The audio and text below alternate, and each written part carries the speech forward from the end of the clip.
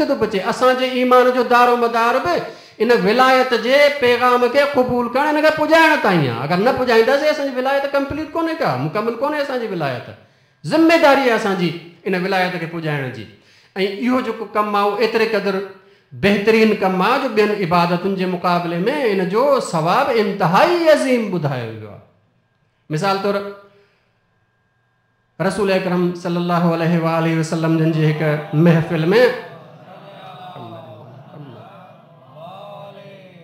हिकिड़े माण्हूअ सवाल कयो त या रसूलल्लाह तव्हांजे मञण वारनि मां ॿ माण्हू आहिनि, हिकिड़ो उहो माण्हू आहे जेको वाजिबात बि अदा करे थो मस्जिद में, उन खां पोइ वेही रहे थो, कुझु मुस्तहबात बि जेको आहिनि, कुझु मुस्तहब रकातूं मिसाल नमाज़ जूं, कुझु तिलावत, कुझु दुआऊं ऐं अहिड़े नमूने सां जेको आहे उहो मुस्तहब आमाल अंजाम ॾिए थो।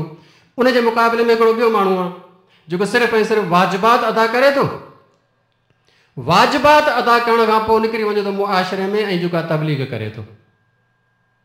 तव्हां इहो ॿुधायो त हू जेको आबिद आहे उहो अफ़ज़ल आहे या हीउ जेको मुआशिरे में तबलीग करण वारो इहो अफ़ज़ल आहे? रसूल अकरम जन फरमायो इहो जेको वाजिबात अदा करण खां पोइ मुआशिरे में निकिरी वञे थो, नेकी जो हुकुम करे थो, बुराई खां रोके थो, तबलीग करे थो, इन जी फ़ज़ीलत सॼी उम्मत जे मथां ईअं आहे जीअं मुंहिंजी फ़ज़ीलत उम्मत जे मथां।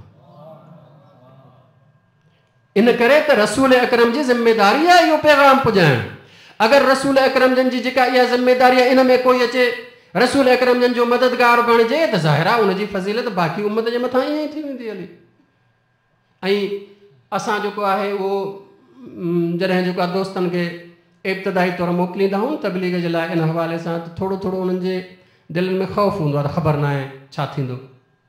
मां अवांजी ख़िदमत में आख़िर में हिकिड़ी जेको हदीस ॿुधाए ख़तमु थो कयां, उहा ॿुधाए थी त जेको माण्हू इन राह में निकिरे थो पोइ अहले बैत जी ख़ुसूसी इमदाद आहे, हुननि जी मदद ख़ुसूसी तौर ते जेको आहे थिए थी। हिकु शख़्स अचे थो इमाम जाफ़र सादिक़ अलैहिस्सलातु वस्सलाम जन जी ख़िदमत में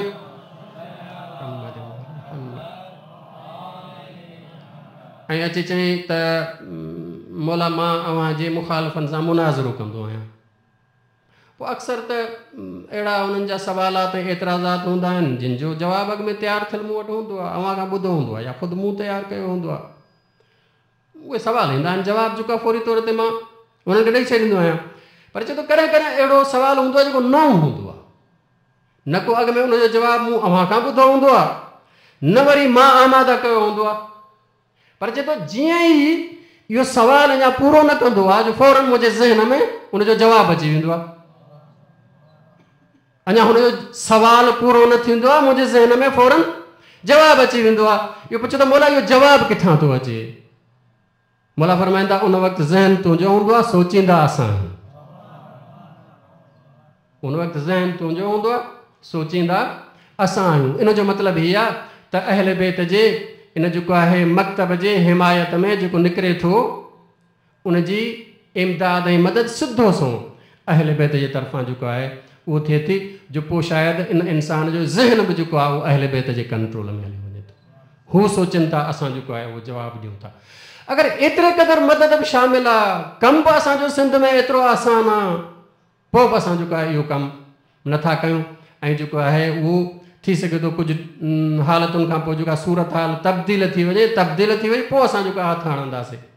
तंहिंजे करे असांजी ज़िम्मेदारी आहे त हीउ जेको हिन वक़्तु सिंध जो माहौल अञा ताईं आमादा माहौल आहे, अक्सर ॻोठनि जो माहौल ऐं जेको आहे उहो सिंध जे माण्हुनि जो माहौल जेको आमादा माहौल आहे, इन में तव्हां जेको आहे उहो अगरि तबलीग कंदो त आसान नमूने सां तबलीग जेको आहे थी वेंदी हली।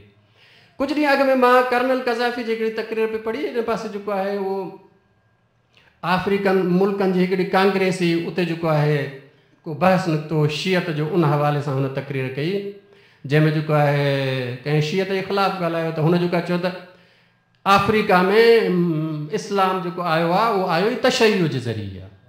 हुन दलील पे ॾिनो त तव्हां जेको आहे अञा ताईं ॾिसो त अफ्रीका जे मुस्लमाननि जा नाला जेके आहिनि उहे अहले बैत जे नालनि सां आहिनि। हसन आहिनि, हुसैन आहिनि, अली आहे, मुहम्मद आहे, बाक़िर आहे, जाफ़र आहे, फातिमा आहे, ज़ैनब आहे। इहे नाला जेके आहिनि ख़ुदि ॿुधाइनि था त हिते दीन इस्लाम आयो बि अहले बैत जे ज़रिए ऐं बाक़ी बि जेको आहे उनजे ज़रिए आहे।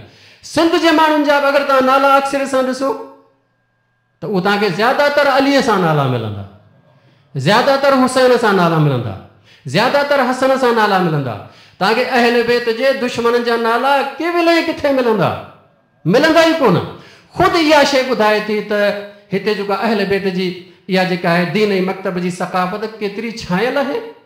बग़ैर तबलीग जे हिकिड़ो माण्हू पंहिंजे धीउ जो नालो रखे थो फातिमा रखे थो, पंहिंजे जेको आहे उहो धीउ जो नालो ज़ैनब रखे थो, पंहिंजे जेको आहे पुट जो नालो ग़ुलाम अली रखे थो। जेको जाइ जे मथां ग़ुलाम अली आहे, अगरि उनखे वाक़ई असां ग़ुलाम अली बणायूं त इहो को ॾुखियो कमु कोन्हे। इनखे अलीअ जे दुश्मन जो ग़ुलाम बणाइणु ॾुखियो कमु आहे, जेको हू करण जे लाइ आमादा आहिनि ऐं कनि पिया। असां जेको आहे उहो नाले वारे ग़ुलाम अलीअ खे वाक़ई ग़ुलाम अली जेको आहे ऐं नाले वारे ग़ुलाम हुसैन खे वाक़ई ग़ुलाम हुसैन जेको आहे बणाइण जे इन जिद्दोजहद में जेको आहिनि शामिल न आहिनि। थी सघे थो अॻु में असां वटि लाइ हिकिड़ी रुकावट हुजे, उहा रुकावट कहिड़ी हुई?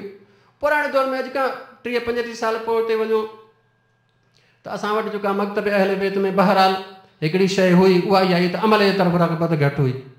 मतिलबु मस्जिद घटि हूंदी, नमाज़ घटि हूंदी, अहिड़े नमूने सां इल्म जी जेके आहिनि उहा आलिम घटि हूंदा, मदारिस घटि हूंदा। तंहिंजे करे जेको आहे उहो हिकिड़े अगरि जेको आहे उहो अहल सुन्नत या ॿिए कंहिंजे माण्हूअ खे चवणो पवंदो आहे शिया थी थो चवणो पवंदो छा थियां, हुनजे साम्हूं कोई भलो मिसाल कोन हूंदो। लेकिन हाणे अल्हम्दुलिल्लाह असांजे ॻोठ में नंढे नंढे ॻोठ में परे परे ताईं जेके ॻोठ आहिनि उन्हनि में जेके आहिनि उहे असांजूं मस्जिदूं ठही चुकियूं आहिनि ऐं जेको आहे उहो जमातूं उन सां गॾोगॾु जेके आहिनि इबादतूं। ऐं असां इन्हनि 30 सालनि में जेका किरदार जे हवाले सां जंहिं अख़लाक़ी लेवल ते हुयासीं उन में एतिरो बुलंद थी आया आहियूं जो उनजो तव्हां अंदाज़ो ऐं मुक़ाबिलो कयो त हिननि वटि इहा जेका तबलीग जी इहा सक़ाफ़त आहे 200 साल पुराणी आहे। 200 सालनि खां पोइ हुननि जंहिं माण्हुनि खे बणाए ऐं जेको आहे किरदार जे जंहिं बुलंदीअ ते आंदो आहे, असां उहो कमु साॻियो 25 सालनि में कयो आहे। छो 25 सालनि में कयो आहे? 25 सालनि में इन करे कयो आहे जो हितां जो माण्हू हिकु बुनियादी तौर अंदरूनी तौर रूहानियत चाहण वारो माण्हू आहे। हितां जो माण्हू बुनियादी तौर अहल बैत जो मुहिब आहे। तंहिंजे करे अगरि हुनखे ॿुधायो वञे त बाबा अहल बैत जी सक़ाफ़त इहो नशो न आहे, अहल बैत इन जी इंतिहाई मज़म्मत कई आहे। अहल बैत जी सक़ाफ़त जेका आहे नेकी भलाई नमाज़ ऐं जेको आहे उहो तक़वा ऐं परहेज़गारी आहे। तंहिंजे करे जॾहिं असां इहो पैगाम ॾिनोसीं असां हुननि जे मुक़ाबले में जेको हुननि जो 200 सालनि जो कमु हुयो असां उहो 25 सालनि में कयो आहे। हाणे तव्हां अंदाज़ो लॻायो त 200 सालनि जो हुननि जो कमु असां 25 सालनि में कयूं था। अगरि असां 25 साल मज़ीद चङे मुनज़म नमूने सां कमु कयोसीं त यकीनन हुननि खां अॻिते वधी वेंदासीं। उहो असांजो मुक़ाबिलो नथा करे सघनि, लेकिन असांखे महिनत सां इहो कमु जेको आहे उहो करिणो आहे। हिन वक़्तु असांजो सॼे हिन जंहिंखे चइजे सिंध जे ख़िते सां गॾोगॾु अगरि तव्हां दुनियावी लेवल ते हिकु सूरत हाल ॿधो त हर माण्हू तशय्युअ खे जेको आहे हिकु भलो मकतब तौरु जेको आहे सुञाणे थो। दुनिया में हिन वक़्तु जेको आहे अगरि तव्हां ॾिसो त हिकिड़े पासे हिकु शिया हुकूमत है ईरान में, ॿिए पासे जेको आहे उहो ॿियनि मज़हबनि जी हुकूमत सऊदी अरब में ऐं मसइलो कुझु अरसे लाइ अफ़गानिस्तान में बि जेको आहे पैदा थी। इन्हनि ॿिन्ही जेको आहे उहो हुकूमत जे मुक़ाबले में हितां जो माण्हू पाकिस्तान जो माण्हू चाहे उहो सुन्नी बि हुजे उहो जॾहिं इन्हनि हुकूमतुनि जे बावजूदि ॾिसे थो त मसइलो आहे तॾहिं इहो कोन थो चए त असां वटि जेको आहे सऊदी अरब जहिड़ो बादशाह हुजणु खपे। हू इहो कोन थो चए त पाकिस्तान में जेको आहे अमीरुल मोमिनीन उमर जहिड़ो हुजणु खपे। हू चए थो पाकिस्तान में बि हिकु खुमैनी हुजणु खपे। इन मां मालूम थिए थो त असांजो माण्हू हिकु जेको आहे उहो सियासी लिहाज़ खां इंतिहाई आमाद आहे विलायत अहल बैत जी रोशनीअ में। हिकु जेको विलायत फ़क़ीह जो नज़र आहे उनखे क़बूल कयूं वेठो आहे। हू चवे थो त असां वटि विलायत फ़क़ीह जी हिकिड़ी हुकूमत अचणु खपे। हू बादशाह त सऊदी अरब वारी क़बूल करण लाइ तयारु कोन्हे, हू अफ़गानिस्तान वारी अमीरुल मोमिनीन क़बूल करण जे लाइ तयारु कोन्हे। हर शिया सुनी चए थो असांखे जेको आहे उहो खुमैनी जहिड़ो हिकिड़ो वली फ़क़ीह जेको आहे खपे थो। इन हुकूमत ख़ुदि जेको आहे उहो सॼे दुनिया जे इंसाननि खे ॿुधायो त हिकु अहल बैत जे मञण वारो हिकु जेको आहे हुकुमरान छा थींदो आहे, उनजी रहाइश छा थींदी आहे ऐं हिकिड़ो जेको बादशाह आहे उनजी रहाइश छा थींदी आहे। खुमैनी रहे थो किथे? इमाम बारगाह में किराए जे कमरे में। ऐं सऊदी अरब जो बादशाह किथे थो रहे? महलनि में, जिन जा वाशरूम जेके आहिनि सोन जा ठहियल आहिनि।